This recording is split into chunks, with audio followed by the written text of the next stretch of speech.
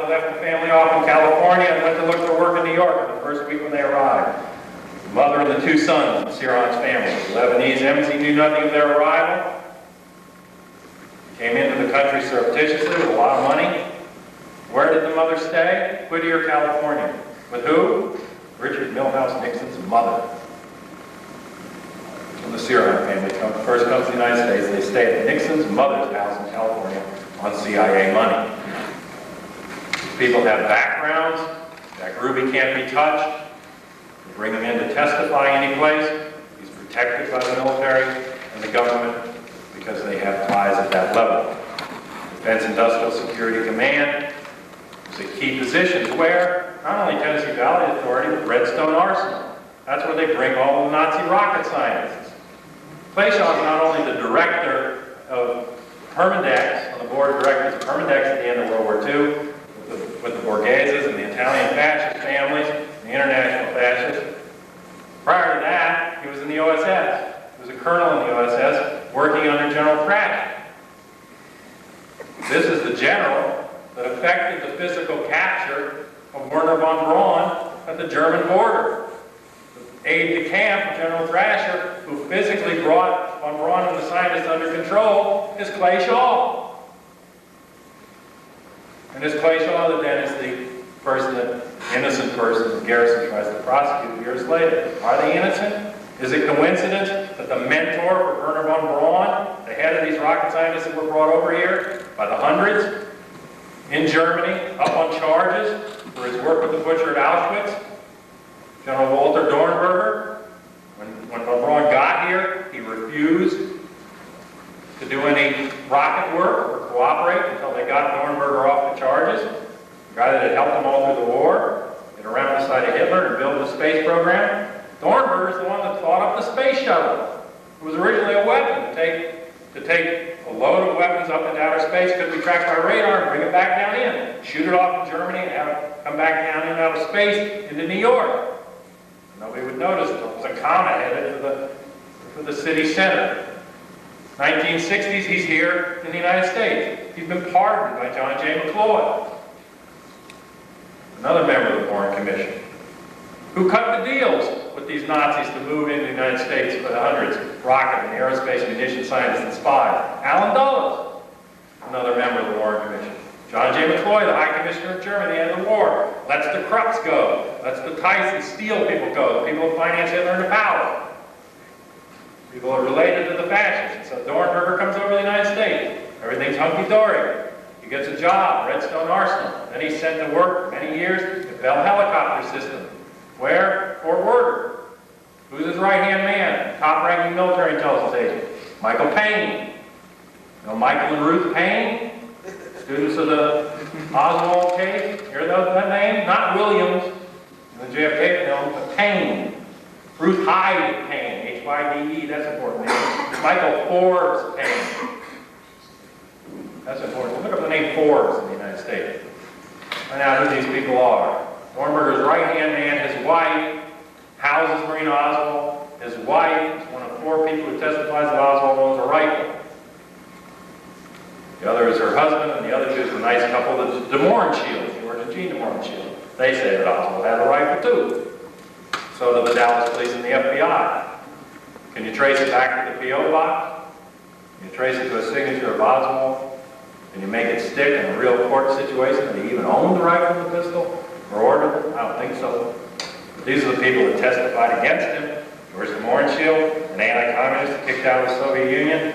His father was the Marshal of Mobility in Minsk and Byelarussia, where the Nazi Quisling government was. His father could take you up to the court of the Tsar. They were the Rockefellers, the Nobel oil family employed him. They were like the Rockefellers of Russia before the fall of the Bolshevik group. They lost a huge oil fortune. The brother, Dmitri von Mohrenschildt, was imprisoned for a period of time, and when they got him loose, they fled where? To Germany. They worked with the emerging fascist networks in Germany. The cousin of George De Mohrenschildt was a Nazi propagandist in the 1930s making films in New York, Baron von Maydal. He and George De Mohrenschildt were under constant surveillance by FBI. De Mohrenschildt was arrested for spying at Corpus Christi. He was kicked out of Mexico with Douglas MacArthur's nephew. Douglas MacArthur's another guy that cooperated with the Nazis at the end of World War II. Both the Asian and the German fascists. You know, not all the fascists in the world were German. Not all the Germans were fascists. We had indigenous American fascists that were willing to move from fighting along with Germany in a period, arming them so they could take out the Soviet Union, and then switching sides at the end of the war to start the Cold War under Dulles' leadership. These are the people that got Oswald the job at the book depository, their friend Mr. Truly. I found even in the record, when I went into the archives, internal notes of the Warren Commission, where the staff was criticizing the written report, line by line. What's the basis of this conclusion? Where does he get this? Even this phony staff.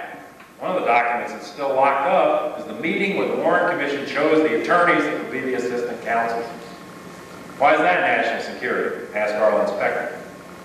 Ask David Bell. Why are they so important? We can't see the meeting on which it was decided to choose them. Do they come from nowhere? Is it coincidence? Mr. Bowie and Mr. Regoradsky from the White Russian community there, the Orange Shields, and the people that the Oswalds knew, the military-industrial complex, Max Clark and these others, White Russian Orthodox Church. By chance they happen to meet the Bowies and the Regoradskys there. By chance they happen to work at the Tolstoy Foundation, the major drop point for the anti-communist refugees in the United States.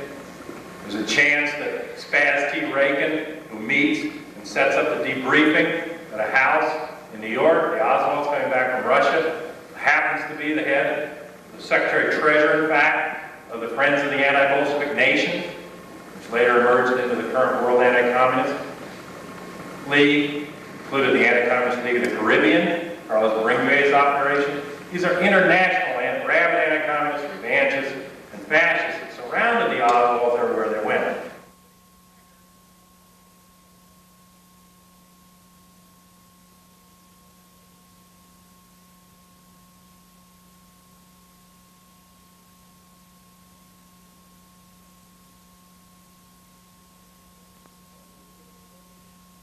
Comes in 1956, he worked for the Historical Division, and he's hired to come over and write the Warren Commission report.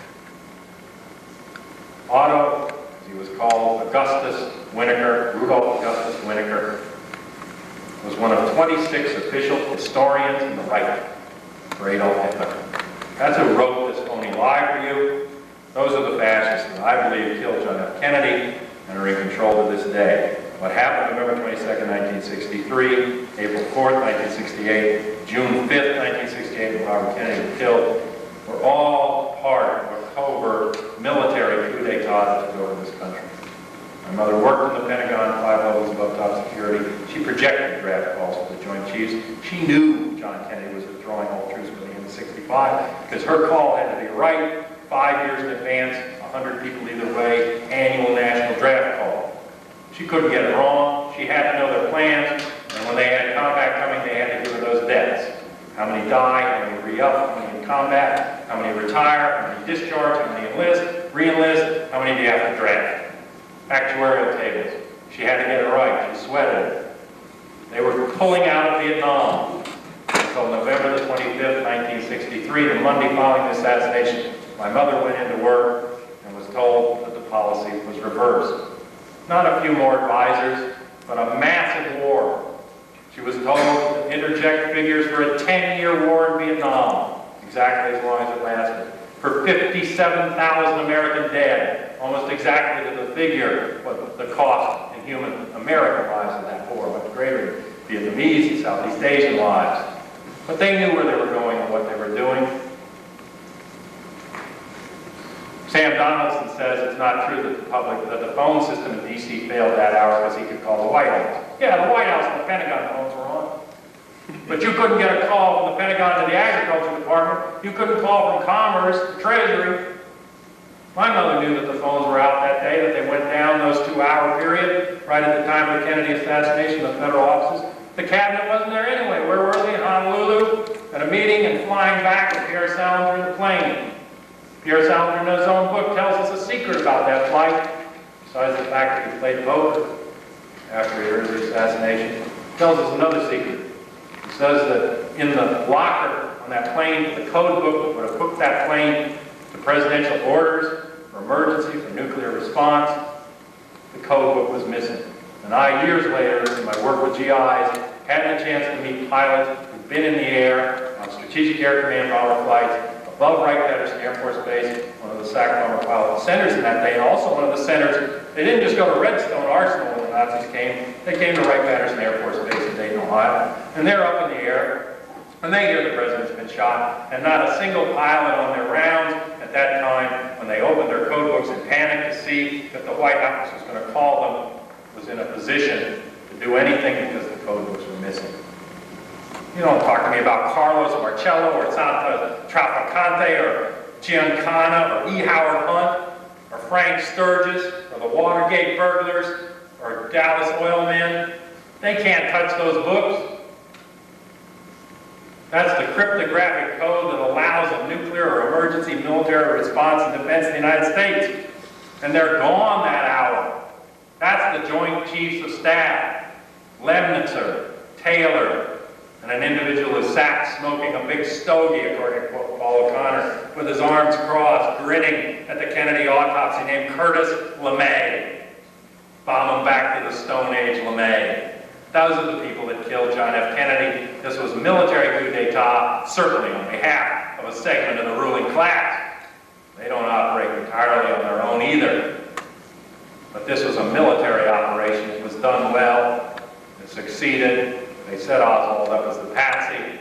After a while, they let that fall, but it was enough time to cover their tracks. And they took over the country, and they stayed in control. They weren't going to pull out of Vietnam. They weren't going to normalize relations with Cuba. They weren't about to have arms limitation talks in Dayton. They weren't going to push racial integration or put the mafia in jail.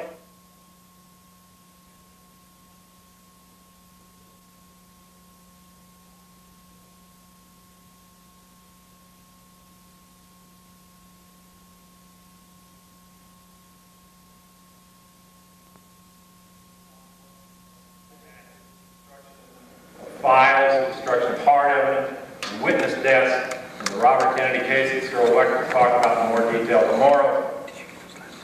What I did with Mae Brussel, who unfortunately died in 1988, who I think was absolutely the best researcher in this field, and it's still a field almost totally dominated by white males. And Mae got very little attention for her work, but I put it to any of you researchers here to hold a candle clipping 15 newspapers a day from every major city in the United States, 150 periodicals a week, reading 300 to 500 books a year, breaking down the information instantaneously, reporting it on a radio show, 865 weekly, 1 to 1.5 hour radio shows, her World Watchers International. She cracked the code of the fascist connection to the John F. Kennedy case, to the military coup d'etat. She spent 8 years, not just indexing, cross-reference indexing every page of the Warren Commission volume, till she had her own 8,000-page index as a supplement. Not the one little book, Sylvia Marr index, or the Mary Farrell postcard index, an index that couldn't be rivaled because it traced every name and every piece of money. And then she went into the backgrounds and she saw those people move. She identified the Watergate burglars and who they worked for and the top people that would be named in the Watergate scandal 2 weeks after the Watergate break-in. She wrote to Rose Kennedy and passed a note in Los Angeles 5 days before Bobby was killed, saying the forces that moved on John are moving on your son Bobby. She called Mary Jo Kopechne's parents 3 days before the Chappaquiddick death and said that they're going to kill your daughter. Was she a psychic with a crystal ball? No. She was an alternative, revisionist historian with a good nose for what's wrong with this country and who's actually in control. She could see the forces moving, the money moving, the people that were threatened.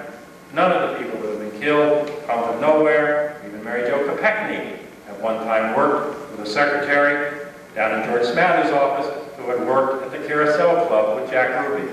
She was the last person to see the secret police file finally released on the RFK case. Came into the Kennedy camp from outside. He wasn't in the car. She was dumped in the drink and murdered. News people have been murdered. We mentioned Dorothy Kilgallen, up with Jessica Savage. I challenge researchers to go back in history, to the end of the Weimar Republic, to the rise of Hitler, to 1928 to 1932. You will find evidence in the files of the Weimar Republic of 400 unsolved political assassinations, labor leaders, musicians, political activists. Time and time again, the government said, we know this is a political murder, but we can't solve it. We can't put the finger on the Freikorps, the reactionary veterans from World War I that were underpinnings of Hitler's storm troops. We can't solve it. Well, if you don't solve them here, it's not just going to be a matter of John F. Kennedy or Robert Kennedy or a favorite presidential candidate. It's going to be all the rest of us. By their plans, we're dead already. Our choice at this point is die on our knees or die on our feet. Thanks, John.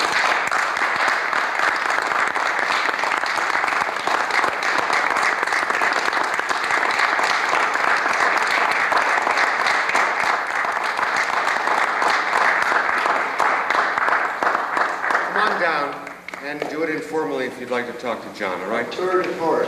Come on down. Thank you.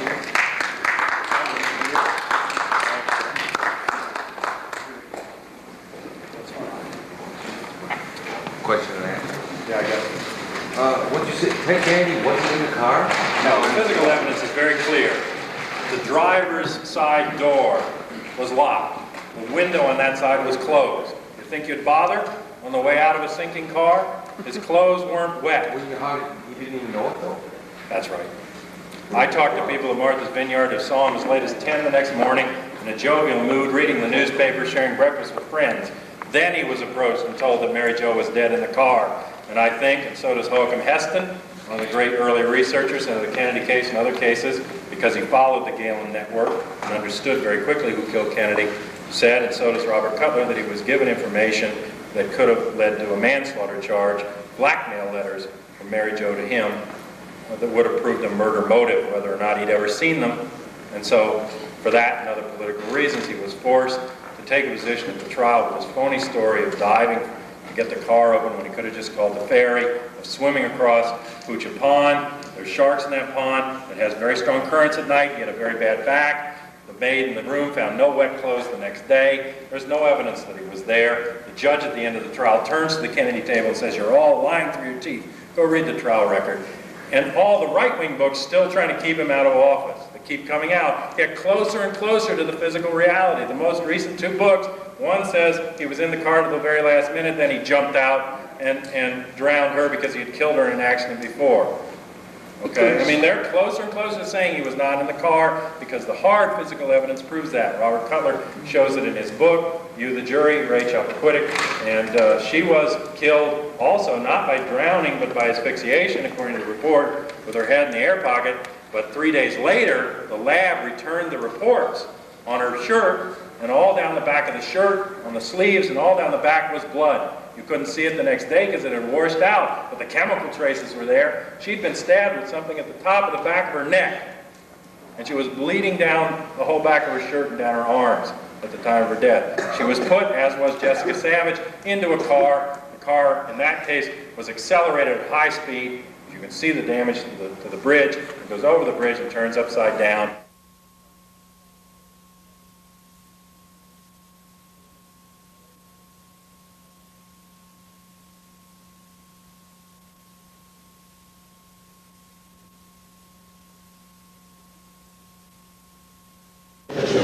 I'm your host and moderator, George Envica, for the Midwest Symposium on the Assassination of John F. Kennedy, sponsored by the third decade.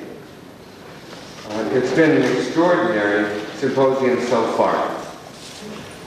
Its extraordinariness extends through today and begins right now. I will introduce our two guests, medical guests, separately. They will each make a presentation for an hour and then take questions together. First, Dr. Charles A. Crenshaw, MD, Texas native, Director and Chairperson of the Department of Surgery, Tarrant County Hospital District. He received his education at Southern Methodist and East Texas State University, further work on his PhD at Baylor University Graduate Research Institute. He earned his MD from the University of Texas Southwestern Medical School at Dallas. His teaching posts now include Clinical Professor of Surgery at UT Southwestern Medical School. He is currently on the staff of the John Peter Smith Hospital and St. Joseph Hospital, both in Fort Worth, and Parkland Memorial Hospital, former director of the Tarrant County Cancer Society, and still active in that organization, sitting on the Advisory Committee on the Health and Medical Aspects of Civil Defense, Texas Medical Society, and honored with exclusion in numerous medical and professional societies, and Dr. Crenshaw has published extensively. He was present in the trauma room when the Parkland doctors attempted to save the life of President John Fitzgerald Kennedy on November 22nd, 1963. Dr. Charles A. Crenshaw.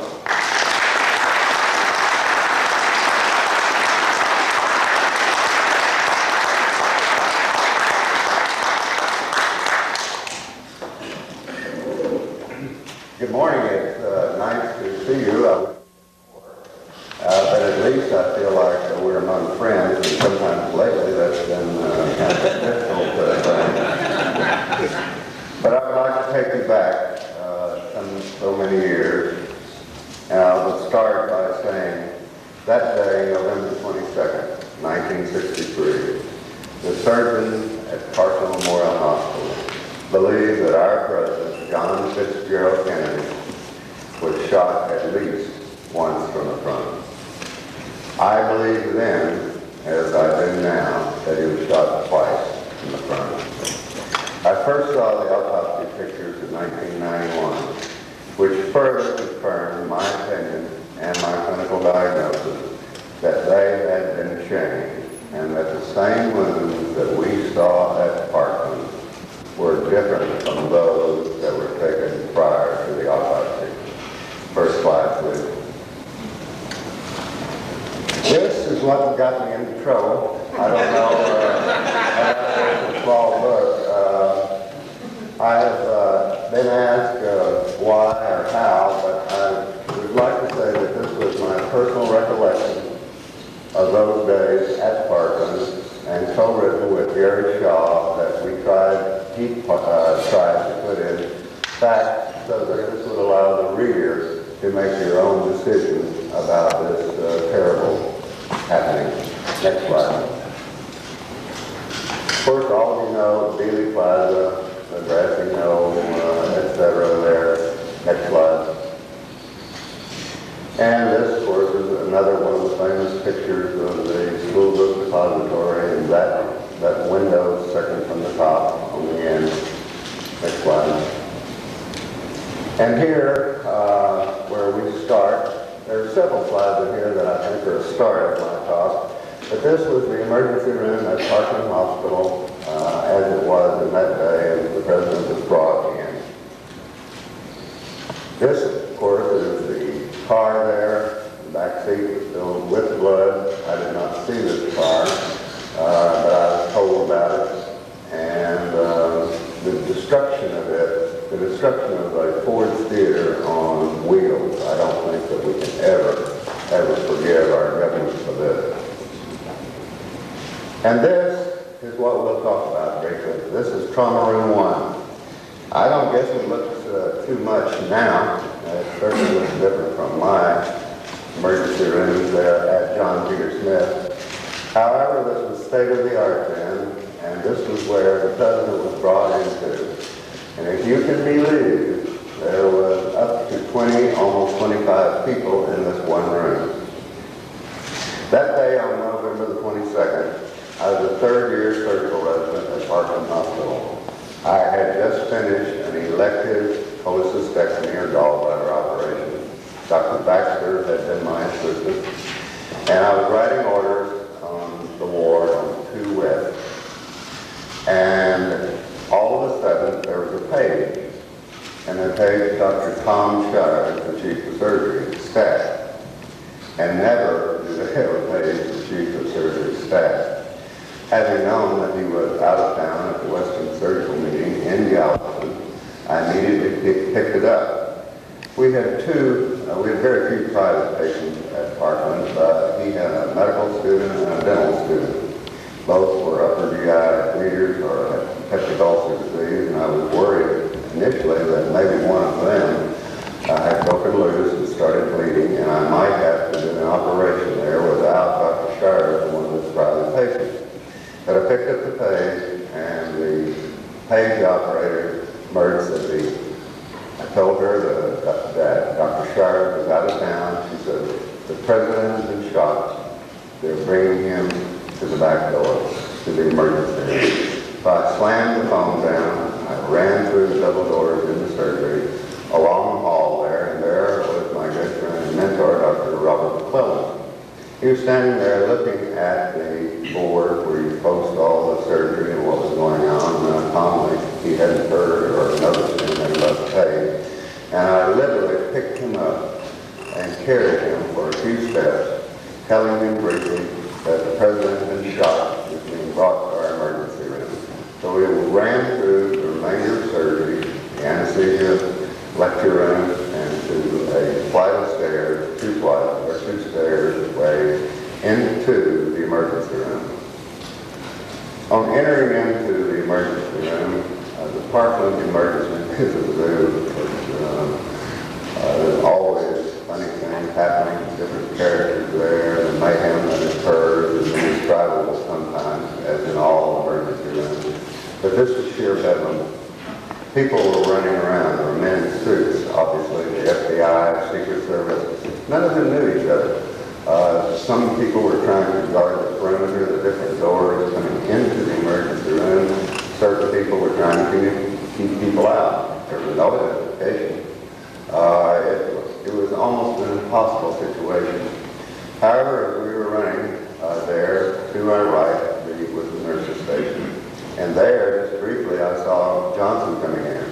And Johnson and his entourage, and he was holding his chest. And the thing that came through my mind was the possibility that maybe he had had a coronary damage. Texan, I knew that he had heart disease. But anyway, our main mission, and Bob was kind of following, it was to get to trauma room 1. We burst in there, and then, just the idea of this cart had been moved over more to the left. And there, on the gurney of the cart, was the President of the United States. I don't know exactly what feelings or what verbal things I can say, but I can tell you that it was an experience I'll never forget. The man was much bigger than I thought. He filled the cart. To see him in that bluish gray suit, Mrs. Kennedy was standing there at the foot, and she had on that pink suit that everyone could see. And the right side was completely drenched in blood. It had gone up and down. Her gloves, which initially had been white, she was still holding that pillbox purse. The hat was a little askew as she was standing there looking onto the road. In back of him was Clint Hill. He had taken his coat off, and I found out later that they had wrapped this around the president's head and had brought him in. But he was standing there with his gun out and talking. And of course, Bob McClellan and I, the two initial physicians, the first physician to see him is Dr. Jim Carrico, who was there and already put in place an endotracheal tube. Now, the first wound that I saw that I ran in was the entrance wound here in the neck, below the Adam's apple, around tracheal ring 2. It was small, it was round, it was well demarcated, and clinically to me, it was no other thing than an entrance wound. The endotracheal tube had been put down in place, and because it was not working effectively, Dr. Perry, who was the first staff man there, and who was at the head of the table with Dr. Carrico, made the decision that he needed a tracheostomy, a new way of breathing. So then he immediately made this decision with Dr. McClellan there, who was putting on gloves, and he started the operation. This was a small, sharp, smooth incision through the entrance wound. His description of the length, it was 1 inch. Perico's was that of 1.5 inches. They then, with the help of Dr. McClellan and Baxter, put in the endotracheal tube, and then, of course, he put on 100% oxygen and being bags are doing some breathing there. This still did not really do well there, but we had done the A of the ABC airway. Next, breathing, we put in, Dr. Perry asked for 2 anterior chest tubes to be put in place. These tubes were put in place here. They're nothing more than latex rubber with holes there, and then they're put under underwater seal. And what it does is to evacuate the air in what we call a pneumo, and of course, blood, a hemothorax. So these were put in place to evacuate this and to expand his lungs. Now, at this time, I and several other people, I was on the right leg and was doing a cut down. This, of course, was through the saphenous vein. We made a incision. They even made good being 2 centimeters. And we put in place a small plastic catheter into this vein and then tying off the bottom part of it so we could infuse large amounts of blood or fluid in a quicker space. Of course, we changed these things now with intercasts and things of this nature. But at that time, we only had needles and cut. But this was being done by myself on the right leg, and on the left leg by Dr. Don Curtis, Dr. Sally, who was up in both of us, and Dr. Ronald Jones did the one on the left arm. So there in the space of some 20 minutes, he had 6 operative procedures. And we've been discussing on what is minor. None of these are considered major, and I'm not sure whether mine was more minor than the others. But there were 3 cut-downs done, and I at least did 1/3 of those. And then the other 2 were operative procedures, were the chest tube replacement and the tracheostomy done by Dr. Perry. In this space of 20 minutes, he'd had these procedures. He was given O-negative blood, universal donor, and he was given balanced salt solution, Ringer's lactate, and the cardioscope. They were poor back then. They're really, we think of them as monitors now. The initial one showed some heart rate. So physiologically, he was breathing, and he had something on the torpedo, the EKG. However, this changed to a straight line. Approximately 23 minutes after we'd done all these procedures. A more advanced monitor was brought in, and our chief cardiologist, Dr. Bashir, was there. This was put in place, and it likewise was a straight line. By that time, the chief of neurosurgery had run into the room, Dr. Kemp Clark. He had examined this horrible head wound. I saw this head wound after we had done our procedure, but I'll go into it later when I was there by myself looking into the wound. But anyway, he looked at the wound and said, "My God, there's nothing with this. Half the head is gone." But Dr. Perry, bless his soul, he still would not give up. He started a closed chest massage, and when he tired, Dr. Clark helped him. Then there was no change, and the decision then by Dr. Jenkins to turn off the oxygen or the anesthesia machine was made, and we stopped the resuscitative effort a little before 1 o'clock. We did not pronounce him dead because of Mrs. Kennedy. When she arrived, even then, she knew probably as well as any of us about his condition. But she had asked for a priest to be brought in.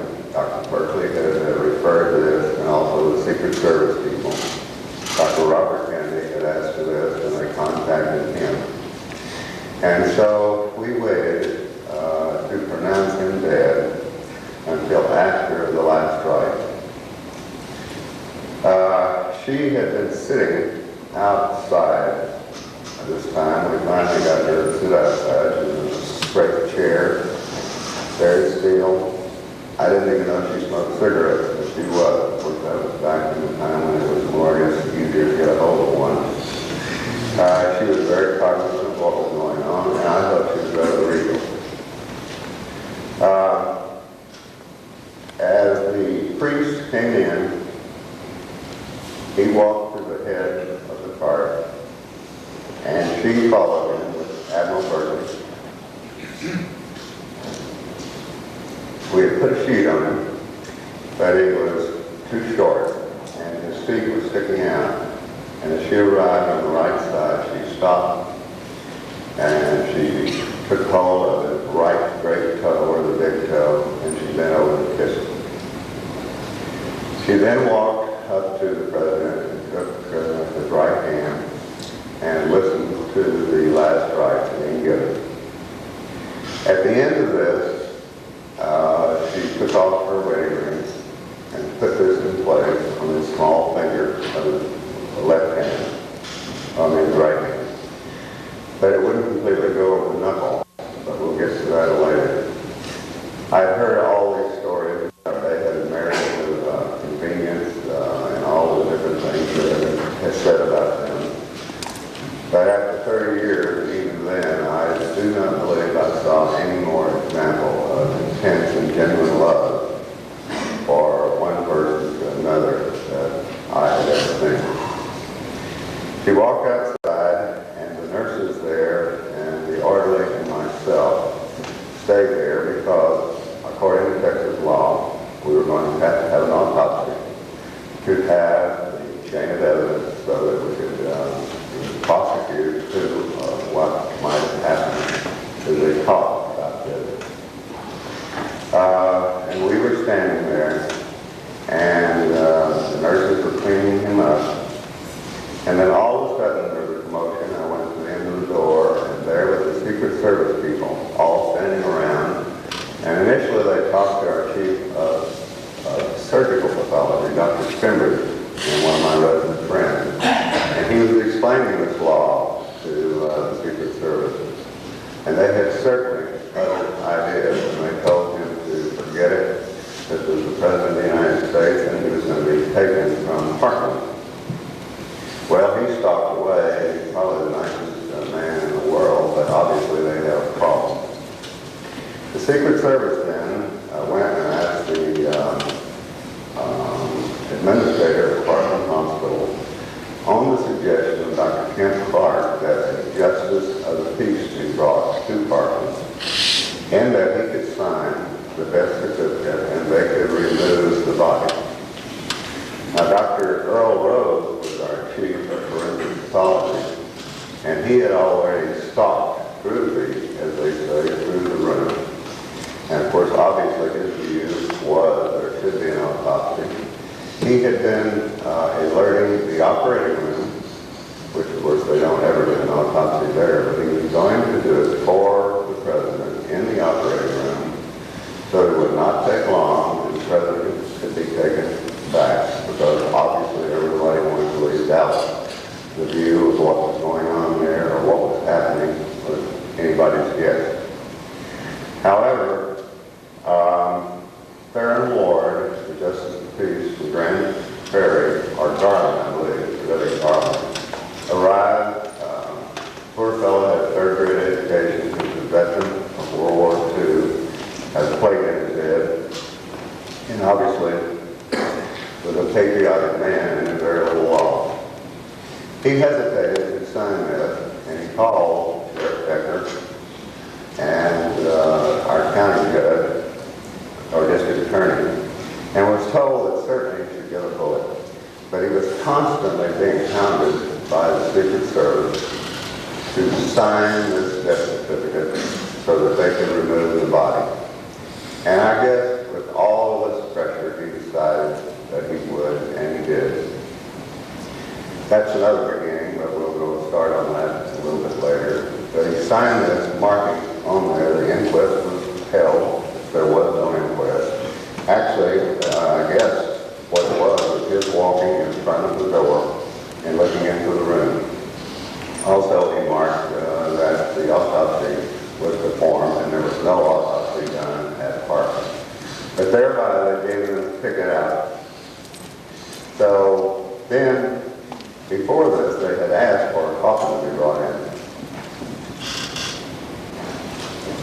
And this was O'Neill Funeral Home, the one of many, but it's over in the Elk Lawn area. And it was the one that all of you have seen, I guess on the arrival at Andrews Air Force Station. Bronze, beautiful, heavy. And I was told that there would be no autopsy. So then it was up to me to, of course, try to help the family. I stayed there. And the nurses had been cleaning him up. Initially there had been thoughts or people who said that there was a large wound here over the left. This was not true. This was a blood clot there. After it had been cleaned up, there was no wound there. The tracheostomy tube was pulled out. It was then brought together by the nurses. So again, it was smooth, sharp, and the skin edges were in apposition together. And then I had more time to look at the head wound. This was in the right back, the occipital parietal area. And it was obvious to me that it had been a tangential that's coming from the side, but still from the front. It knocked out, and it was an obviously large exit wound. The wound was the size of a baseball. Brain matter and tissue was flowing out along with blood over the part into the kick bucket. And there we identified the cerebellum, a small part of the brain that is beneath the occipital lobe of the right cerebral hemisphere. Very plain. We then, of course, we're going to place him in the coffin, and we've talked about this. Over the satin, which we did not want to,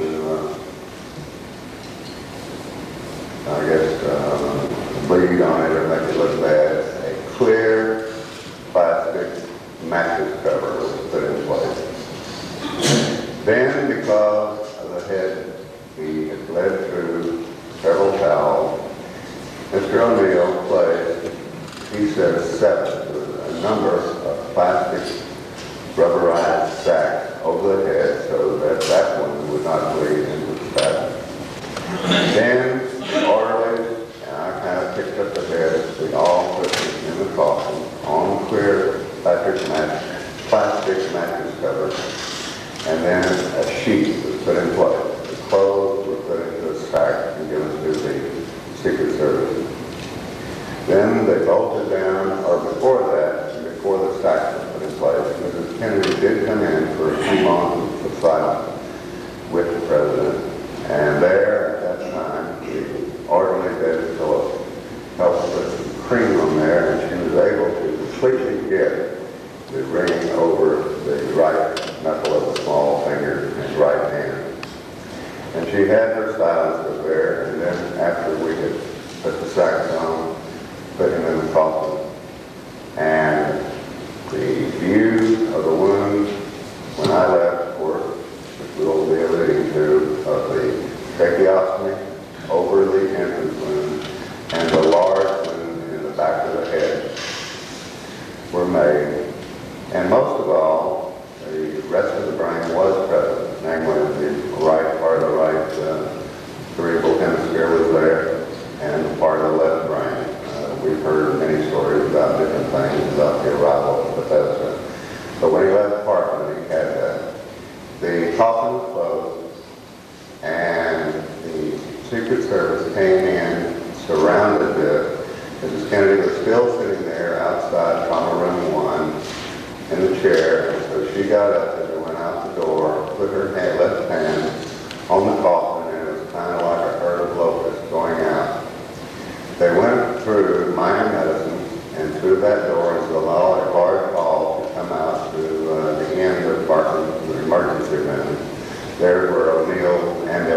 was there. Dr. Rose then appeared from the pathology office and stood in front of me, again shouting that this was Texas law. There was no way that the president's body could be taken out legally with his not having an autopsy. They looked at him, there was a great amount of noise on both things, namely people cursing and yelling, and the one thing I did hear at following this entourage was that this is the President of the United States and we're taking him back to Washington. They kind of pulled back their coats, exposing their guns. There was one guy with a submachine gun, and I have no doubt that they would have run over Dr. Rose if he had not gotten out of the way.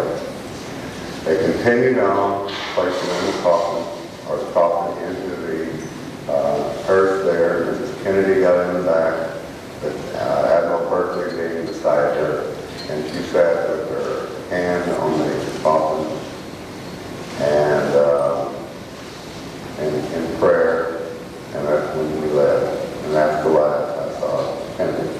That was the emergency room.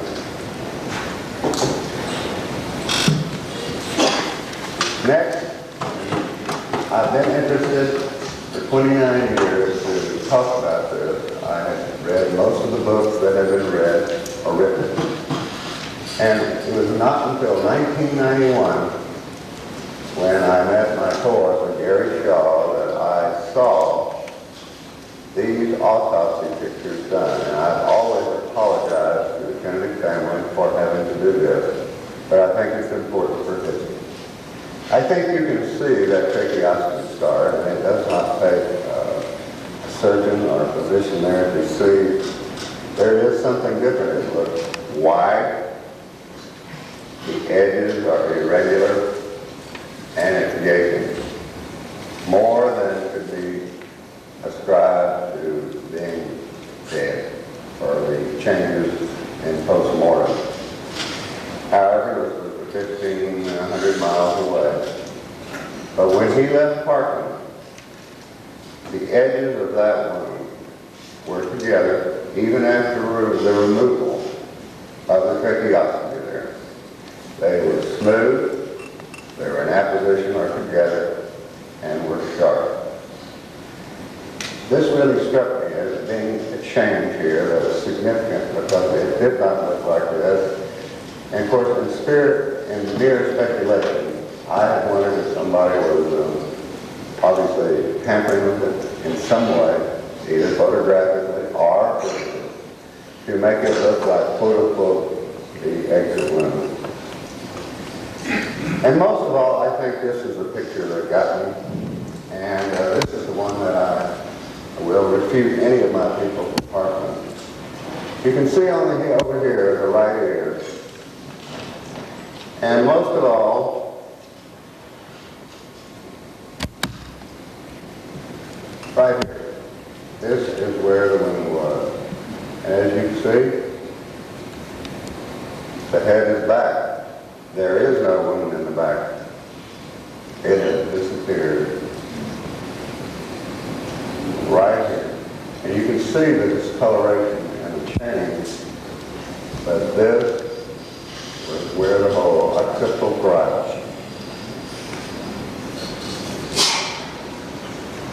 Here again, occipital parietal area, right here. What's curious to me is I was told, or they had told us, that this was the small entrance wound by Humes and Boswell. My colleagues at Parkland say that with the pulling up of the scalp, they are covering this hole, because they would have all described it, and we all described it the same way. But they're getting around or helping their conscience by saying that this pulling of the scalp up is hiding the hole that we all described at Parkland. And this was not present. I looked in this area by myself, and all 16 other physicians and medical personnel were asked whether they saw this entrance wound, and there was no entrance wound here. To be sure, we did not turn or look at the wound in the back, but there was, I looked here, and there was no wound there.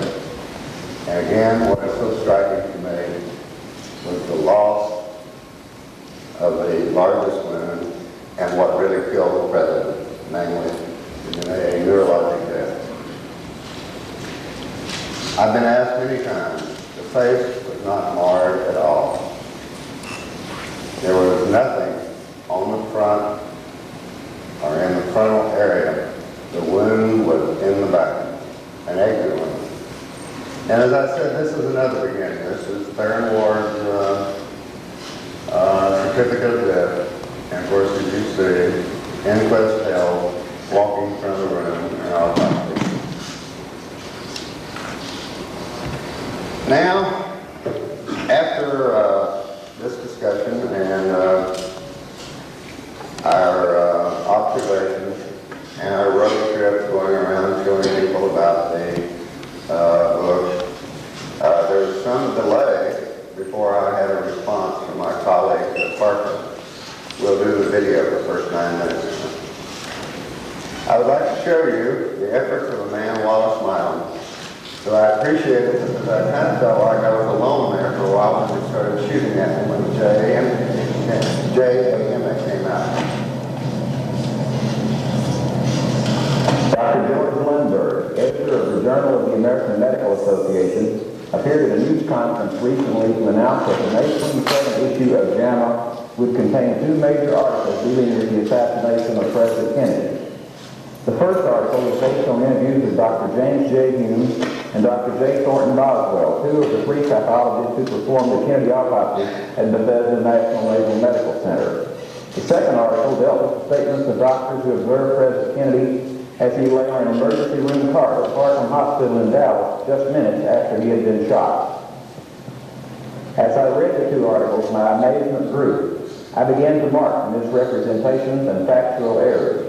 Many assertions presented as facts were contradicted by statements previously made under oath. I found that the article praised Drs. Humes and Boswell for their work and endorsed their autopsy findings. I found that the article portrayed both Humes and Boswell as competent pathologists who took charge of the autopsy and performed without any interference. I found the article attacked all who believed there was conspiracy in the Kennedy killing. At his press conference, Dr. Lundberg said that conspiracy theories were motivated by paranoia and plot. The JAMA articles had particular criticism for Oliver Stone's movie JFK. It may or may not be coincidental that Lundberg held his press conference on the very day videos of the Academy Award-winning movie went on sale nationwide. But the greatest criticism was reserved for Dr. Charles Crenshaw, who has recently written a book arguing that President Kennedy was fatally wounded from the front, not by shots from the Texas School Book Depository in back of the president. In 1963, Dr. Crenshaw was a surgery resident at Parkland Hospital. He was present in the emergency room and saw President Kennedy while he was being treated. Dr. Crenshaw described an entrance wound in the front of Kennedy's throat, evidence of a shot from the front. The second wound was here in the throat, right above the necktie. It was a small opening, very small, 3 to 5 millimeters, about the size of a little pea. Crenshaw also described a large wound in the back of the president's head, in the occipital region. It was here, so taking out the back of the occipital part, the back of your head. This was gone. In our view, and with that surgery, we could see the cerebellum. In his book, Dr. Crenshaw located the exit wound in the occipital-parietal area in the back of the head. If Crenshaw is correct, President Kennedy was hit at least twice from the front, clear proof of a conspiracy. His Parkland colleagues attacked Crenshaw. Dr. Charles Baxter, who was also in the emergency room, said, "The only motive I can see is a desire for personal recognition and monetary gain." Dr. Malcolm Perry, who performed an emergency tracheostomy on Kennedy minutes after he was shot, said when he first read Crenshaw's book, he considered suing him, but soon came to feel sorry for Crenshaw. And Dr. Marion Jenkins, who was also in the emergency room, stated that Crenshaw was dead wrong in his conclusions. When I finished the 2 articles, I knew the distortions they contained had to be refuted, and so I began this Japanese video. The work has been done in Haiti and is not of the same technical level as a CBS special, but it is factual.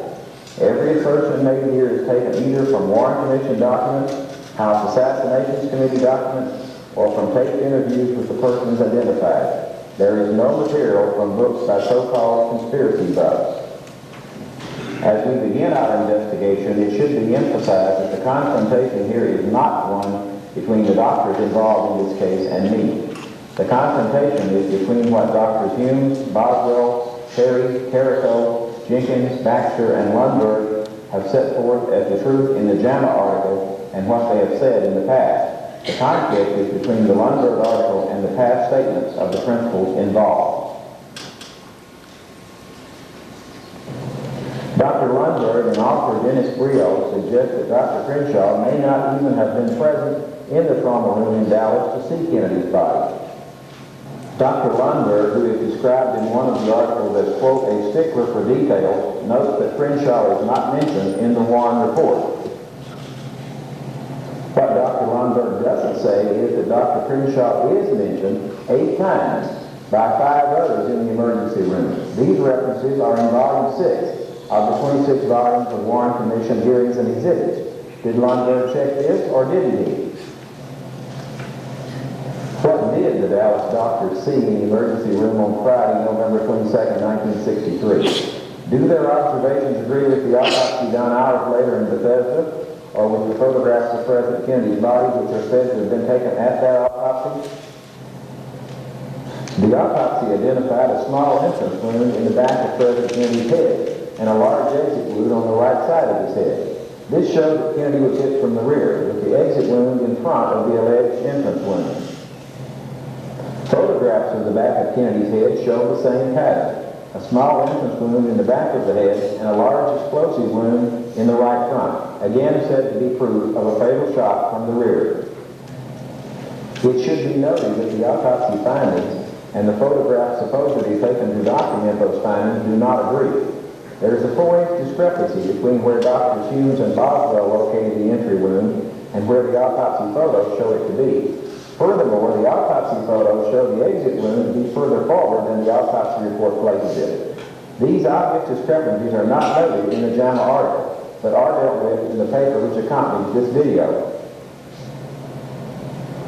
As we have seen, some of Dr. Crenshaw's Parkland colleagues have criticized him for asserting that there was a large exit wound in the back of Kennedy's head, indicating a shot from the front. What makes this shocking is the fact that within hours of the assassination, all 4 of his critics wrote descriptions of the wounds which support Dr. Crenshaw's. They too described a large wound in the back of Kennedy's head, not in the front. It is a documented fact that every statement made by these 4 men about the location of the head wound is in agreement with the same man they attacked in the JAMA article. Within hours of the time they finished working with President Kennedy's body, many of the Parkland doctors were asked to write reports of what they had done and seen. These reports, many of them handwritten, make up Warren Commission Exhibit 392 and are the first written accounts of JFK's wounds. Dr. Marion Jenkins, who now says Dr. Crenshaw is dead wrong about thinking Kennedy was shot from the front, wrote within hours of seeing Kennedy's body that there was a wound in the temporal occipital area in the back of the head. Compare this with Dr. Crenshaw's description. In 1977, Dr. Jenkins was interviewed again, this time by the staff of the House Assassinations Committee. Again, he said the wound was in the temporal occipital region. Compare this with Dr. Crenshaw's description. In 1988, Dr. Jenkins was asked to indicate for camera where the large head wound was. Compare with Dr. Crenshaw's demonstration. Dr. Charles Carrico, under oath, told the Warren Commission the wound was in the back of Kennedy's head. Again, compare with Dr. Crenshaw's description. Dr. Carrico also made statements to the House Assassinations Committee. He again located the wound in the occipital-parietal area. And here is Dr. Crenshaw's description. And in 1988, Dr. Carrico too showed the cameras where the head wound was. And again, we compare with Dr. Dr. Crenshaw. Dr. Baxter, who says Crenshaw must have wanted publicity and money when he claimed Kennedy had a large gaping wound in the back of the head, wrote within hours of seeing Kennedy's body, quote, "The right temporal and occipital bones were missing and the brain was lying on the table." Compare Baxter's location with Dr. Crenshaw's. Dr. Malcolm Perry contemplated suing Dr. Crenshaw, then came to feel sorry for him. Strange, since on November 22nd, 1963, the two men described Kennedy's wounds in identical fashion. Malcolm Perry, in his handwritten report, placed the head wound in, quote, "the right posterior cranium." And where did Dr. Crenshaw place the same wound? Before the Warren Commission, under oath, Perry placed the wound in the right occipitopharyngeal area. Compare again with Dr. Crenshaw. When the House Assassinations Committee interviewed Perry in 1977, he again placed the wound in the back of the head. Compare again with Dr. Crenshaw's statement. Dr. Crenshaw referred to the president's throat wound as an entrance wound.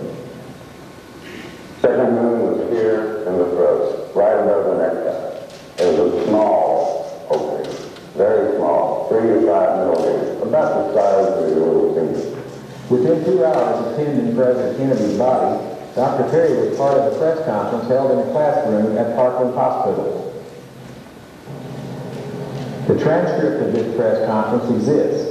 It is White House Transcript 1327C and is located in the LBJ Library in Austin, Texas. The transcript clearly shows that Dr. Perry, 3 times at the press conference, stated that the wound in the front of the throat was an entrance wound.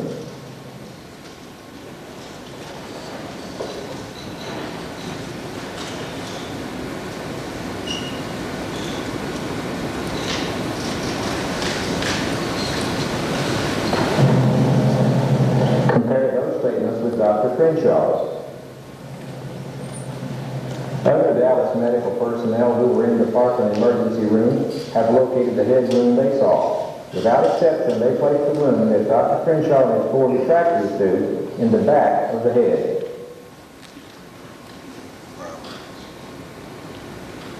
My impression was that there was a wound in this area of the head, right in this area. I can tell you that the wound was not here. There was no damage to the face that was visible. It would be this portion of the head right here.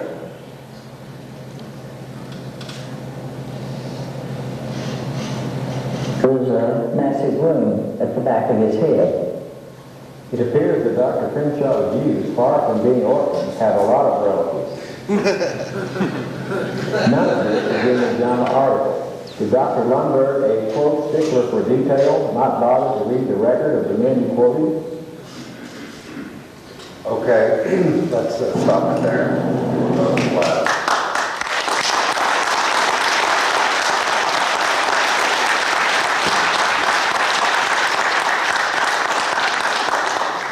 Now, since the JAM had come out and some of my friends, I thought that we would have the video, which was good, but I would go over again just for effect, certain things. First slide.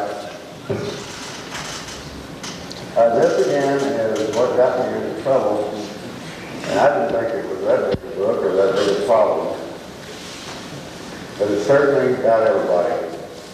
To re-emphasize, we were in Trauma Room 1, Volume 6, in today's times, by medical personnel, and of course it's disappointing that Baxter, that's an oldest friend there, didn't know I was there, and he put me as being in there. The reason I was not didn't testify for the Warren Commission was a personal problem that I had with Dr. Marion P. Jenkins. He was the chief of anesthesiology, and he wanted all of us to write down the procedures that we had performed on the president. And then he, the director, chairman of the Department of Anesthesia, was going to write the paper about how he took care of them and sent this to the Texas Medical Journal. And I personally never handed my account in, and that was one of the reasons the Warren Commission did such a poor job of research. Since I hadn't handed in an account, they didn't know I was there. It's interesting they didn't read their own thing. In contradistinction to your speaker yesterday, Jane Arstoni, in her efforts, she knew, of course, that I was there and all the other people, and we were sent releases by JFK to sign because they worked there on, with our name tags. I'm not sure if it was Bob Douglas, whether it was Baxter or McCullough. McCullough and Perry. American and McCullough and Perry. So anyway, we were there, and I always wanted to just kind of think about humans who seems to know everything. He said, I've done gunshot wounds before, and this was perfectly obvious. He had not performed deaths due to shootings previously, neither had the other autopsy pathologists. Of course, Pierre Fink is the only one who is a forensic pathologist. 4 hours after the autopsy began, they had decided nothing about the nature of either of the two wounds. And finally, they got Haynes to admit that the exit for the second wound, the defect in the front of the throat, was not suspected of being a bullet wound until the next morning after conversations with Perry. As a matter of fact, we discussed this in the coffee room there. Perry couldn't believe that they had not called any of them prior to their autopsy, which is certainly a damning thing. They should not have done the autopsy without first talking to the physicians who had seen the president before. This, of course, again, is the wound in the neck. As I say, it's gaping. The wound, the tissue is irregular there. It has changed from the nice, small wound made by Dr. Perry. The throat wound, as we said, is an entrance, smooth, small, the size of the end of your finger. Peters, wound of entry, and the occipital wound. Those are the two we saw. Perry, as you've already seen, he describes the entrance wound 3 times. And again, the back of the head, the missing hole that's completely gone.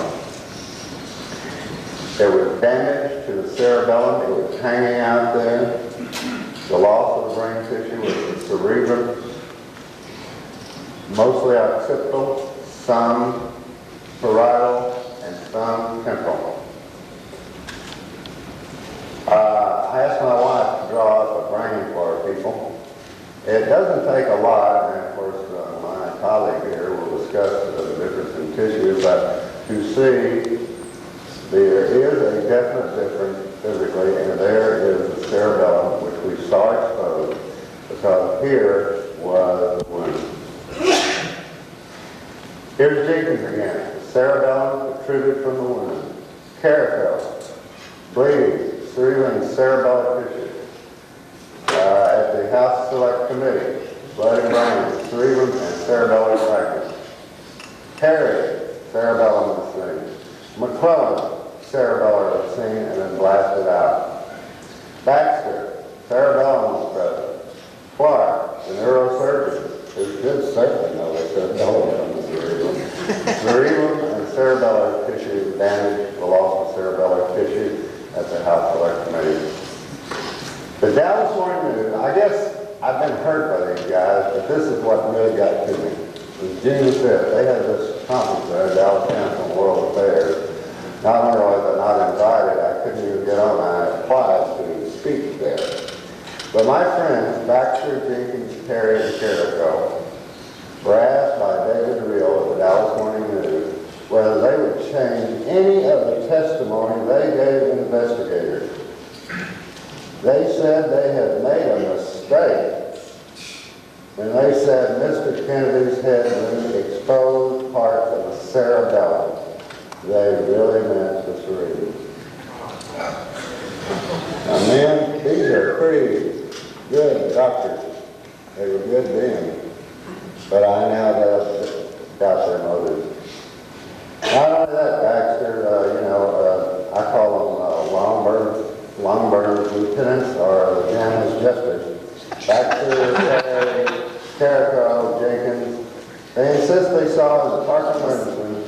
does not in any fundamental way contradict findings of the Bethesda autopsy. I mean, so the JAMA, Lombard, and whoever really was a number on these guys. The head wound, again, showing you the back. This is redundant, but I guess I'm going to have to do this throughout the whole country. Gone, wound gone. Here, on that first slide, they said that the wound was still where they talked about, but because the scalp was pulled up, they could handle that picture. Now this, I don't know how they can even handle this picture because the scalp hasn't been pulled up. The wound is gone. And then this is no more than a whole group of men. Crumb, posterior, peri, occipital, PU, occipital. Aiken is an anesthesiology of occipital. Baxter, occipital, and back of the skull. Jenkins, occipital, temporal. Jones, posterior. The nurse, Diane Brown, back of the head. Kent Clark, again, the neurosurgeon. He ought to know something about it. I've been criticized by only being a resident, but at least I know a hole in the back of the head.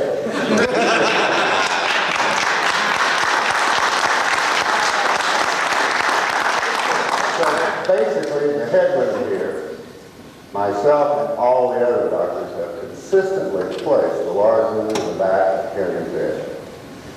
Dr. Crenshaw and all the other doctors mention the occipital bone. The photographs, allegedly, or they claim to be taken before the autopsy at Bethesda show the occipital area of the back of the head totally intact. Thus, myself and all the other Parkland doctors back then disagreed fundamentally with the autopsy photos showing the back of the head.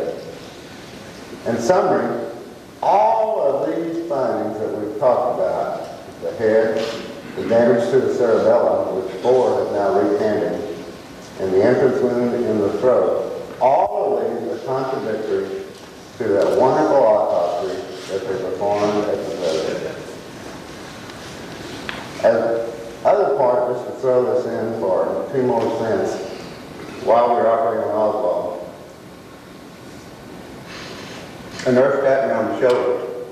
I went into the Miss Bell's room, the supervisor there, and the president of our country, Lyndon B. Johnson, called in, and he asked me to take a deathbed confession or a message to the chief operating surgeon. And for that, I went in and that he wanted a deathbed confession from the man in the room. I don't know if all of you have read the book. It was a man who emulated Oliver Hardy, a large guy, mustache, the smallest cut suit. He did have a bag on the back of on the front of his pocket there, but he had a gun in the back. So that's the second time I've been in a room with somebody with a gun. So anyway, I went and told Dr. Shard the president's message, and of course he looked at me like, there are 5 guys operating, blood all over the place, 20 guys in scut suits working there, and he looked at me like I was crazy. But I said, that guy over there, he's the one that the president wants to take to that confession. And Shard and I both realized that there's no way he could have talked, even if he had survived that. So anyway, my good friend Baxter, he said, did this happen? Heavens, no. Imagine the President of the United States personally calling for Crenshaw. Well, he didn't call for me personally. I was standing there, and the nurse tapped me on the shoulder, so I guess it was just by a byproduct of being there, I got there. But what hurts me even more is Baxter made this statement was not even at Parkland that day. And my intern then was a Dallas neurosurgeon now, Philip Earl Williams, who was president of the operating room, and of course he heard me giving the message to Shard, and he's told everybody for years about this. I didn't know when I wrote this book I was going to have to document everything. I thought maybe I had some integrity. And then I think this is kind of important. Rose an order by Hoover to get a man to Parkland to get a statement from the accused assassin. Rosen states he contacted Charles and said an agent was already there for the purpose. And lastly, at their wonderful press time there, June the 5th, probably the premier thoracic surgeon at that time, Dr. Robert Shaw, kind of blew Dr. Latimer and all of my friends out of the tub, kind of there at the end. He said, you know, I've never believed a single bullet theory. The wound that I saw in the back, just to the side of the scapula, that wound was a rather typical infant wound, and it was. So I'd like to thank y'all for being patient, and we will answer questions. But I'll now let Dr. Wecht talk to you about the world's most wonderful autopsy.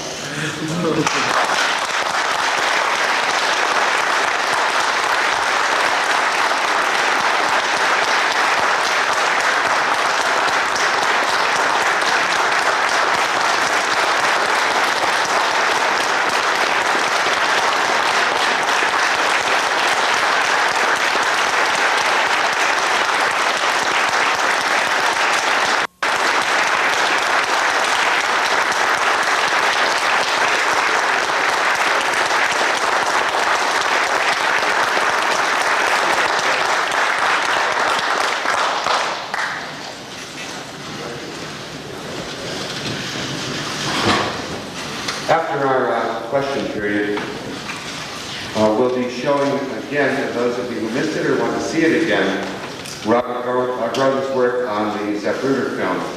So those of you who can stand just thinking about lunch, please stay. What can I say?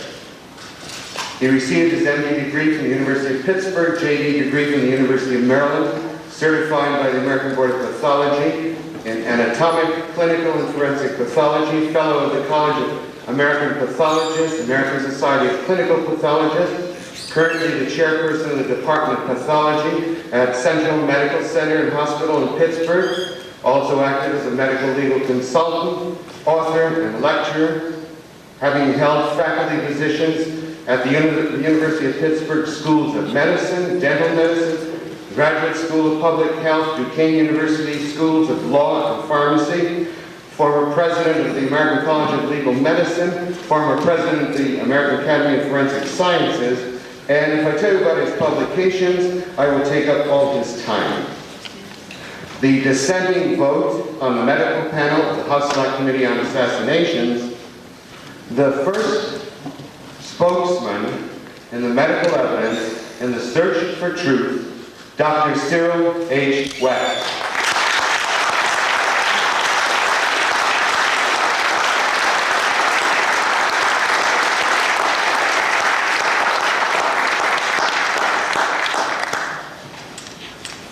Thanks very much. Well, this is quite informal. Try to talk about a few things that remain hanging for all of us. Most of you have heard these things dozens and dozens of times and have read everything that has been written. And several of you were present at the news conference on Friday. First of all, by the way, before I forget, I want to express my appreciation and admiration to Doug Carlson and the people who worked with him for having put together such an excellent program, having brought in people such as we heard on Friday night at the dinner, former House Speaker Jim Wright, Ed Asner, Dick Gregory, and all of us who have participated in the program. It was a Herculean task, and one which he performed extremely well with, I think, a relatively small support group. It was as if he had some very large university or other organization backing him. So Doug really deserves a great deal of credit, and I want to thank him personally for having invited me.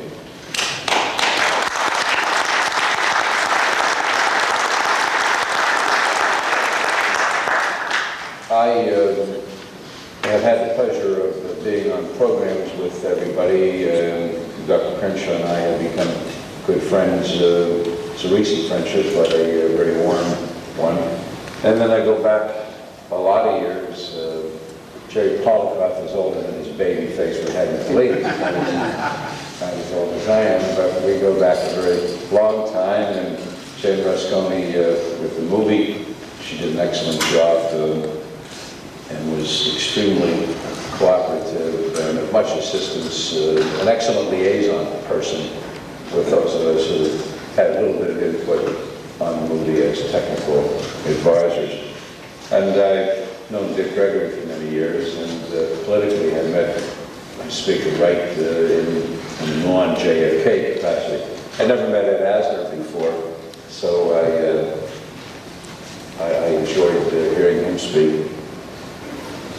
And will remember his comment as one of the nice compliments that have been made, and Nick was so intended at the news conference when he was introduced after me, and comment on the fact that this was the only kind of an affair where a doctor would give more applause than a movie actor. But this kind of program will have to continue because these seminars, and there will be many, in 1993, the 25th anniversary of Robert Kennedy's assassination and the 30th John Kennedy, but they have to go on.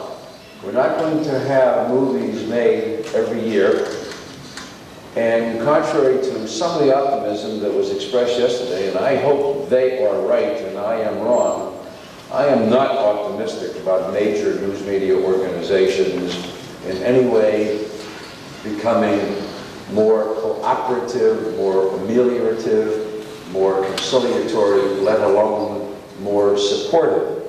This is not to argue against the suggestion that I guess Jane and Jerry Leonard's made yesterday from the floor, of doing everything you can to reach out, to solicit, and to try and encourage through education and contacts of different kinds, supportive input from news media people. I've done that, and many of you have done that. Of course we do that. We want to do it, and most people are decent human beings, and they're happy to deal with others in that fashion.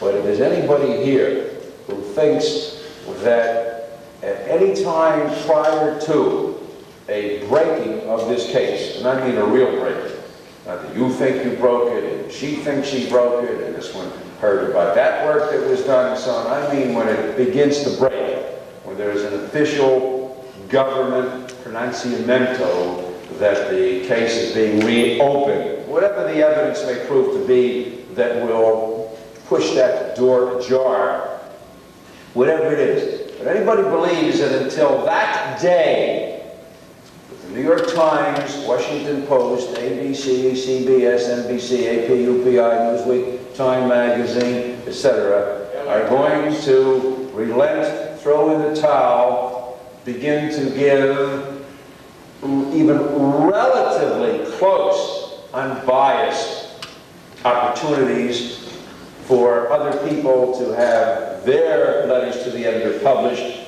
their articles set forth on the op-ed pages or so, you are really, really sadly mistaken. Now, make gentlemanly don't applaud. It's a cry. Don't applaud. I'll make a gentlemanly wager with anybody here for lunch or dinner. You're on. I'm on. You think that there will be, yeah, well, okay, good. I hope you're right and I'm wrong. I'll take part of that. All right. I just don't see it coming. I have, forget the, not forget, but let's say they get letters or things from people, whether they be me or any others whom they recognize. All right, they're sensitized, they're programmed, and they know, but I can't tell you how many letters and calls I've gotten through the years, especially recently, from people who have not been involved in this stuff, and many of them have, great credentials. This is not to suggest that only people who have academic titles are appropriate people to address this. But the point I'm making is that if a letter comes in to the New York Times and it's written from someone who is an MD, PhD, chairman of this department, professor of that, medical specialty, so on, they choose not to publish those kinds of letters from those kinds of people, then I really don't understand how anybody can be the least bit optimistic. But anyway, that's just a conjecture. Let's talk about what has happened. You've heard a lot about the Lundberg presentation. Bob talked about it, James, Jerry, and Chuck talked about it earlier today. I'll make a few observations for you, and I apologize to those who heard this on Friday, but everybody should be aware of it. The article is rife with misstatements and misrepresentations. To begin with, there can be no question that Lundberg, although he did not expressly state that he stood there as the representative of the American Medical Association, unquestionably permitted and encouraged in a totally devious, surreptitious fashion such an impression to be evoked among his listeners. I have seen news conference releases from Reuters and many others, that refer specifically to the AMA. Those people are not imbeciles, they're experienced veteran news reporters. They felt that they were listening to a presentation in behalf of the American Medical Association. The AMA has not addressed this. Not that I am particularly awed, frightened, concerned, or influenced by the AMA. I have been a member, a card-carrying, dues-paying active member for 36 years or so on. But so what? Which AMA is that? The AMA that fought Social Security and Medicare? Which AMA are you talking about? So the AMA is of no concern. But the point is, this was not the AMA. It was the Journal. The Journal is a publication, the editor of which can write editorials. He is free to do that. And the House of Delegates, I know this. I have spoken specifically with several people who have occupied positions of top leadership, who have been in the hierarchy here in the Chicago AMA, Politico, PR, administrative family for 3 decades. And they told me there have been countless episodes with Lundberg and before Lundberg, where editors went off and wrote editorials on things and people at the AMA chose. Well, for good or bad, I'm not going to get into those issues. The point is that the editors write what they want to. The House of Delegates has its annual meeting at the convention held each year, and they are the ones, though, who pass resolutions. Sometimes in the interim, the Board of Trustees will do things and take actions if there's something of a more urgent nature. But the Journal of the American Medical Association does not speak for the AMA unless it is set forth as a policy statement from the AMA and identified as such. It has not been put to any vote of any kind, even among the hierarchy, let alone the 350 or 400,000 doctor members of the AMA. So that's point number one. Point number two, he talks about a peer review article. Nobody knows better than he. He's not an imbecile. He may be a lot of other things. He is not a dummy. So he knows that it's not a peer review article because he gets peer review articles all the time. That means, and I have peer reviewed for JAMA and many other publications, the article is sent around to 2, 3, 4, I don't know how many people, and you write your comments down about the article. That's a peer review article, as you all know, those of you who have had an experience in the field of law. This was not a peer review article.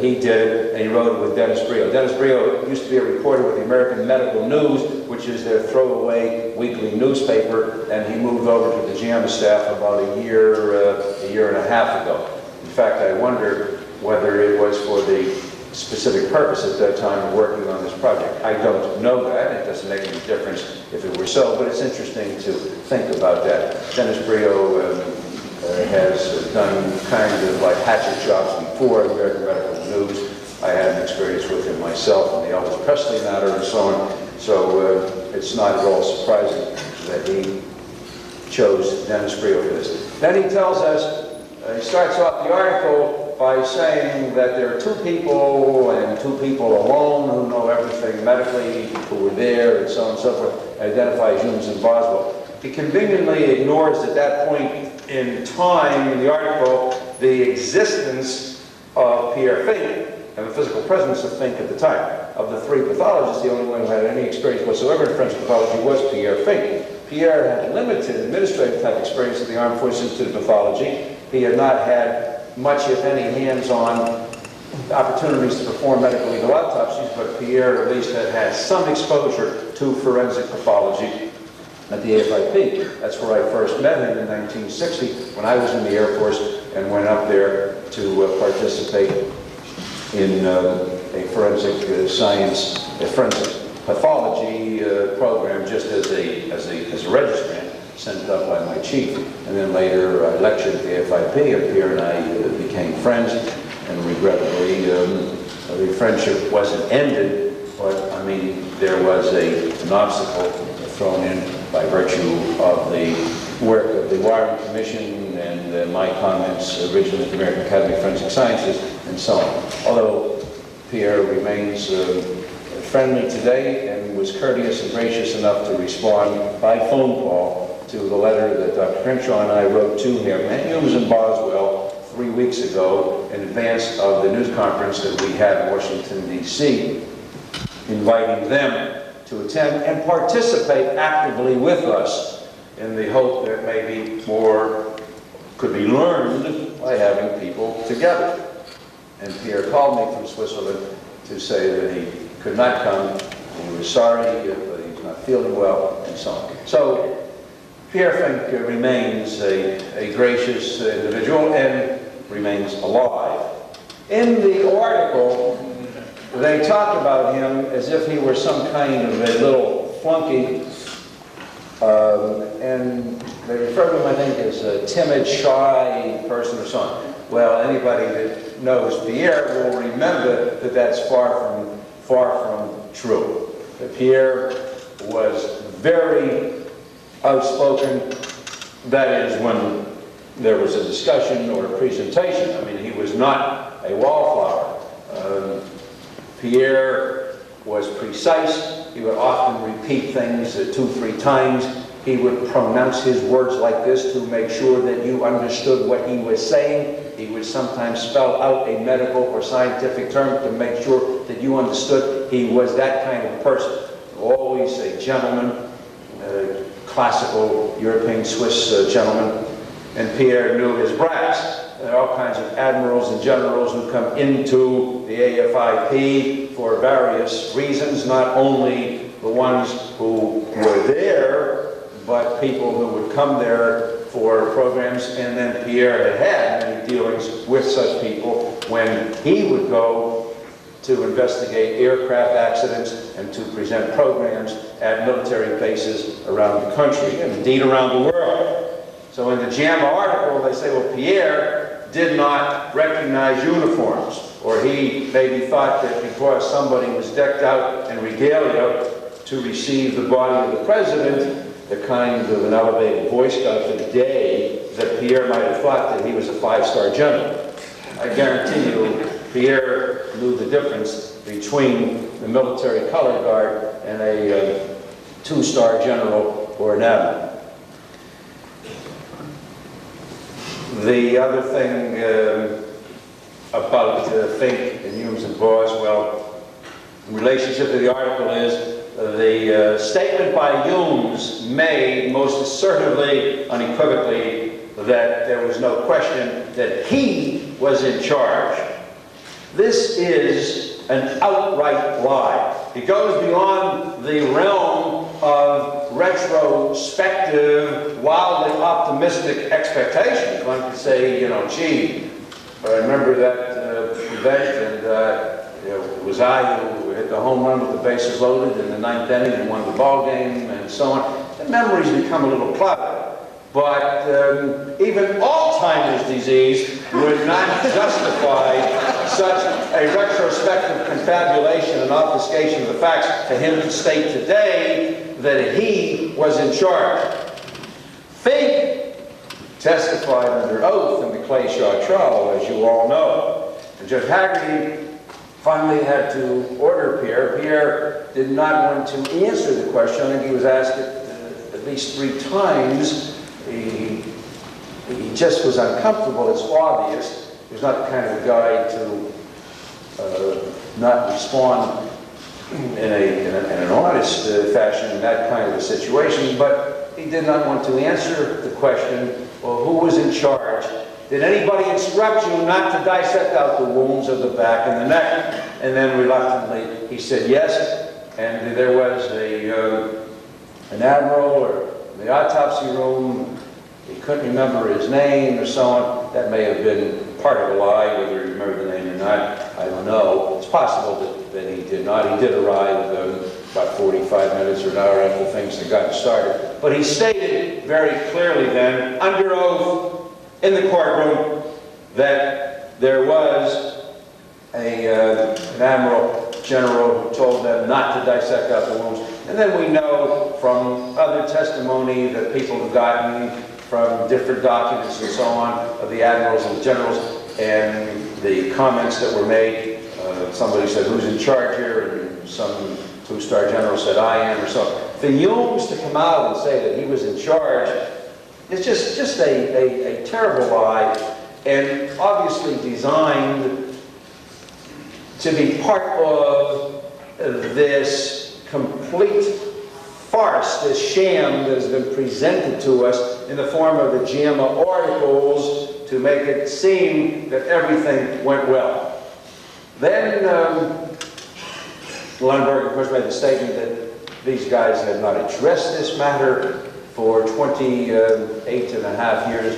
That's a lie. It did take the New York Times 3 weeks to find out that it was not true.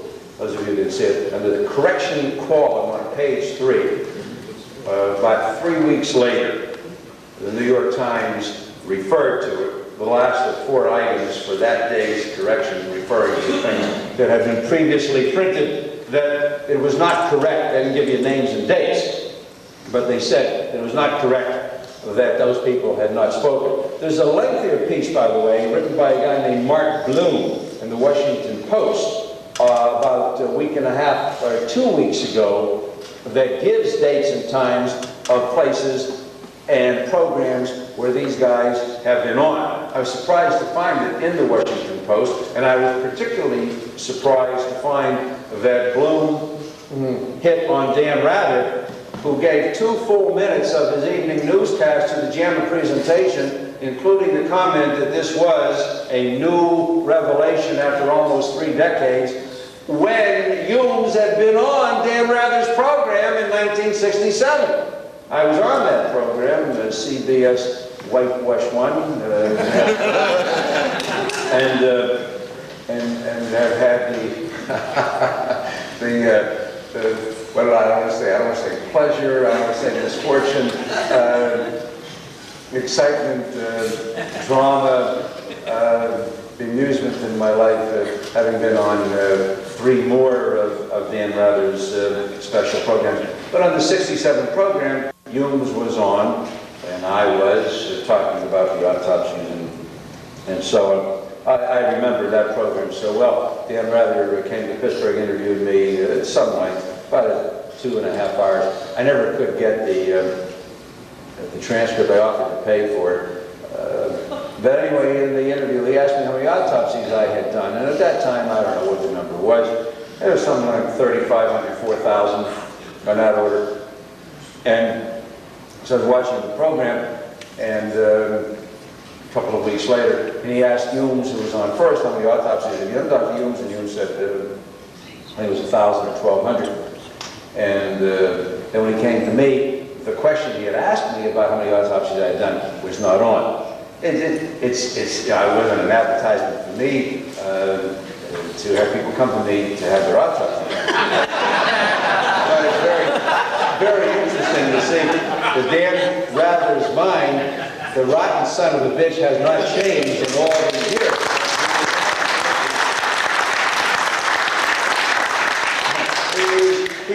He is an absolute monster. I'll give you now the most recent, and my colleague and friend, Jerry Polikoff, he's asked me how can he remain my friend, but Michael Biden doesn't remain my friend, even though we are diametrically opposed on the JFK autopsy. But anyway, so Michael and I did a program with the one that was out about 3, 4, 5 months ago, something like that. And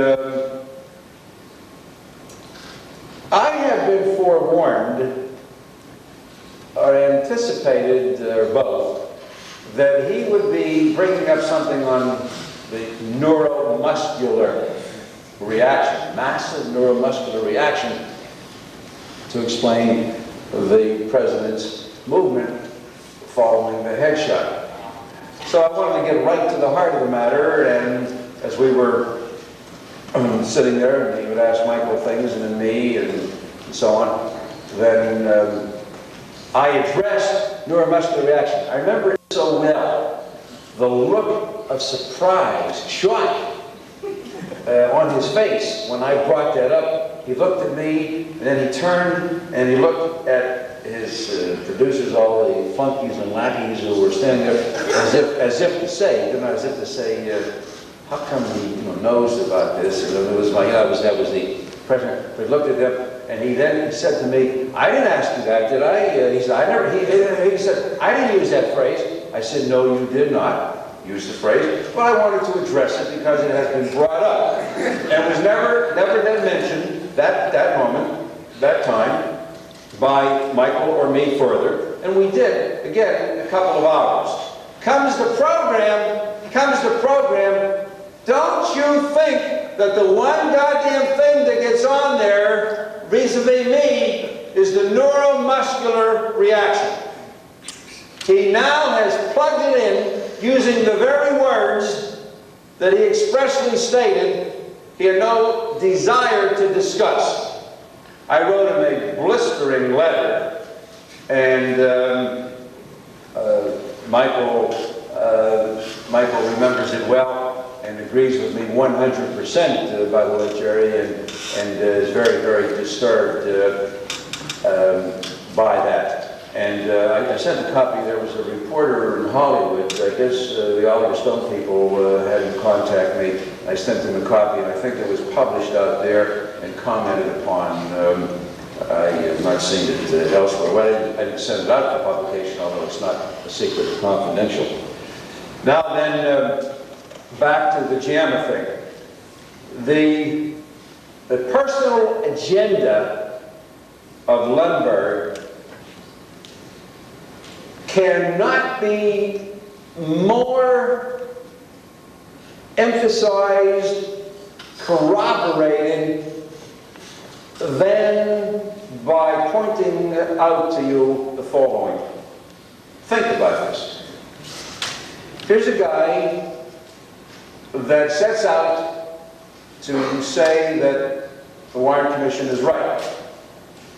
And to be very, very clear about this, we must say in a country with First Amendment rights, freedom of speech, he has that privilege. And because he's the editor-in-chief of JAMA, he certainly has that position of authority. Okay, then to those of us who have been around, as painful as it may have been, we would have said, well, so somebody else has jumped on the bandwagon on the other side, and we're not terribly surprised. It's regrettable, but so it's going to happen.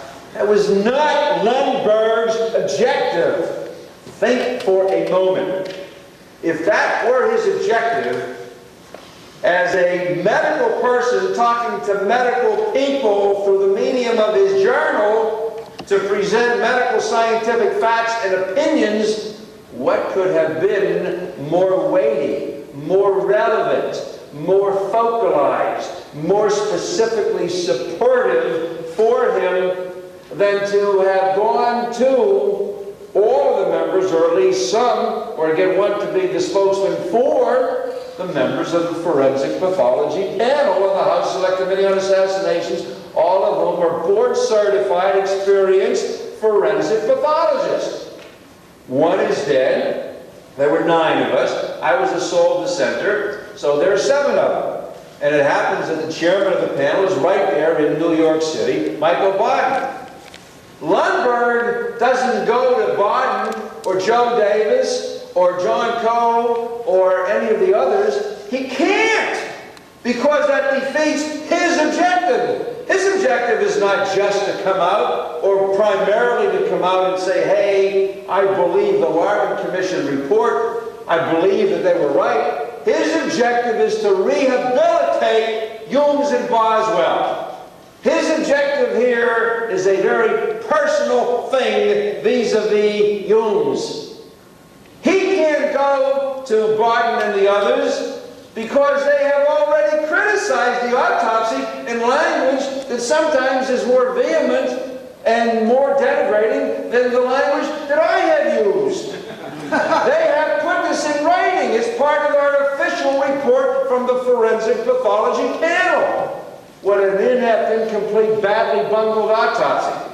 You see, the reason, well, not that I hesitate to criticize the autopsy, I don't have to dwell on it because I have more important matters to deal with talking about the whole thing. And everybody knows that it was a horrible autopsy. My colleagues, they got some real heavy guilt feelings to deal with. They got to know that the Warren Commission report is total bullshit. They got to know that. They have to assuage their guilt. They have to deal with this in some way for the record that will, in the future, blunt any criticism of them. And one good way to do it, the only way, is to rip on, to hit on the autopsy. In other words, the end result is okay, but man, we're going to really, really be critical of how it was arrived at. And so that became part of the official report. A blow was being struck for good forensic pathology.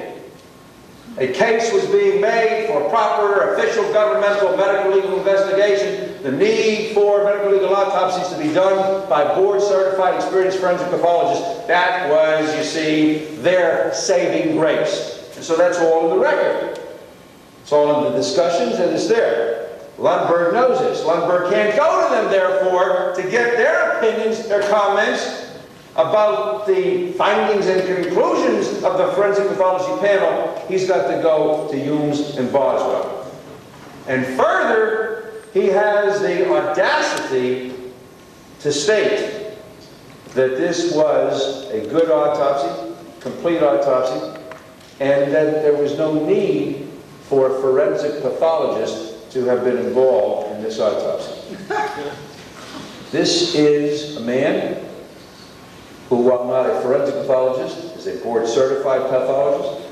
He was a teacher of pathology at a medical school on the West Coast.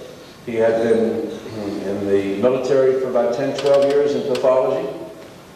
For him to make this statement, this is important because I hope that, there are people out here who investigate and really get into things in an incredible fashion. We'll learn more about the relationships here. Lundberg to Humes, Lundberg to Jenkins, the AMA Leadership Board of Trustees, there's a lot of things. For example, Lundberg was active in the American Society of Clinical Pathologists, went on to become a president of that organization. Guess who else had been active and who sat with him for some years of overlapping on the board of trustees of the ASCP, and who was also a president of the ASCP after he got out of the military? Humes. So these guys are not strangers to each other. These are just things to look into.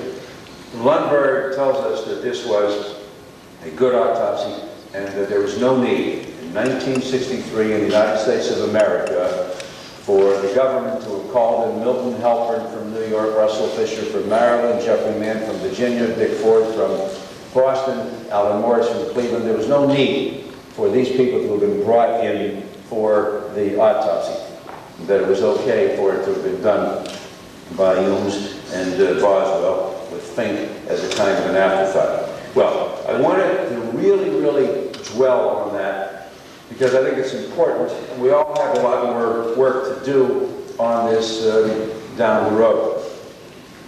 Now let's talk about some of the things where we stand. This is a kind of a postgraduate course. You're not freshmen here talking about JFK. So let me tell you some of the things that I think are important for us. We still got to deal with the head wound in a scientific fashion. Neuromuscular reaction means nothing. If you ask a neurosurgeon specifically, what does it mean? He'll tell you, he'll ask you, what do you mean by a neuromuscular reaction? My son is just finishing his 3rd year as a neurosurgical resident, and he's pretty bright kid. And I asked him, what do you mean, neuromuscular reaction? And he asked me right back, what do I mean? The point is, neuromuscular reaction means nothing. The journalists out there, the other side, they love to toss it. Don't be cowed by this. You know, when you're on your programs and you're participating in your debates and discussions, and they come in with this stuff, whether it's a massive neuromuscular reaction. No shit. Well, what? Massive neuromuscular reaction? What are you talking about? Tell me, was it the spinothalamic? Was the corticospinal? Which tracts are you talking about? Can you be specific? Now when they talk about jet propulsion, jet propulsion. Well, there's such a concept as jet propulsion. We know jet propulsion, and so something goes forward, something comes backward. How does Kennedy go backward and to the left, and the brain matter also goes backward and to the left? Where's the jet propulsive effect? Where's the brain matter going forward and to the right? In the 180-degree straight line, more or less, from the movement of the object. It does not fit even under their cockamamie principles, even if one were to speculate on that. Let's talk about the brain. We know, you heard today, and what you have seen and heard and read many, many times before about brain tissue here and brain tissue there, and laceration and avulsion, and so on and so forth. A brain, then, of an average guy, like somebody 6 foot to Kennedy's size, a brain 1,200 grams, 1,250. Now, he dies pretty fast, so there's not an opportunity for the brain to do much swelling. If somebody lingers following injury to the brain or another part of the body, the brain will swell, cerebral edema, fluid accumulation. That can happen pretty fast, and you get a brain that can then become somewhat heavier. But when somebody is, for all intents and purposes, dead, then that doesn't happen.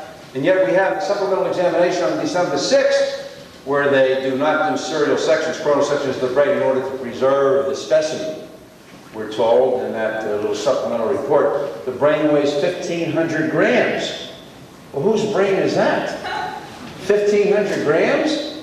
See, that brain keeps on gaining weight as it rested formerly, in the same fashion that the magic bullet keeps on doing more things. As I said in Washington, D.C., this bullet becomes more mystifyingly and magnificently magic as I grow older. And so does John Conley keep moving further to the left, and the jumps into the car. And I said in Washington, D.C., in 10 to 15 years, you will see, in 10 to 15 years, he will have been in the motorcade sitting on Melly's lap. This will turn out to be a nice little family Sunday outing, and he's sitting on his wife's lap. They got him further and further over to the left. By the way, I want to mention to you, before I forget, I'm reminded by this, I want to tell you, first of all, of the event, and then to tell you, those of you who are really into this, and I'm not a shill for the Washington, D.C. Bar Association, but I want you to be aware that 2 weeks ago, Wednesday, June 17th. There was a program, was that 1 week ago Wednesday? 1 week ago Wednesday. 1 week ago. The DC Bar Association had a full-day seminar on the Shoreham Hotel. It was a continuing legal education program. They charged $250 for members and $300 for non-members. And they used the Kennedy case as the vehicle to educate the attorneys on the use of demonstrative evidence in medical type cases. They really did a tremendous job. They have a guy there who doesn't work for them, and he does this service, and he gets everything in the computer, and then he's got this laser maybe pen or whatever. Everything's been put in, and they just go through. So if you're in the courtroom, let's say you've got some terribly complex medical malpractice case or any kind of case, and you've got records upon records upon records, and as it is now, you know, you've got to say to your witness, whether it's direct cross-exam, you remember in the East Overshoe Hospital record where Nurse Smith said on the 11 p.m. shift that the patient was complaining of pain in the chest, and you say, well, let me see, and I'll go find that record, and so on. What they do is everything's been programmed in, and the guy was there, and he pushes it out, and then up comes on the screen that sheet.